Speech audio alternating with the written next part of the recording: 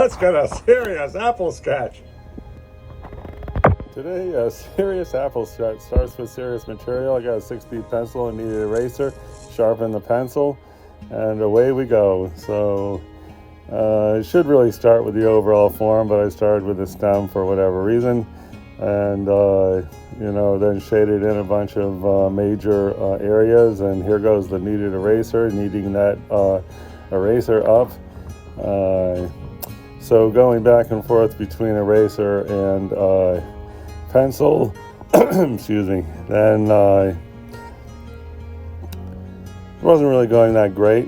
I wonder if I should have reviewed the video. I decided to put a background in for some reason, and then use cross-hatching for that. It really did not look smooth at all.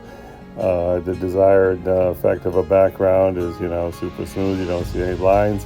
That was a big fail. Anyway, so continuing on, and my focus really trying to get the highlights, up to white, for example, and that didn't happen. But still, we had a great time trying to sketch an apple here today, and still going back and forth the eraser, and I tried to put those little dots in this time that are appear on the apple. So there it is, the big fat apple sketch, Sirius.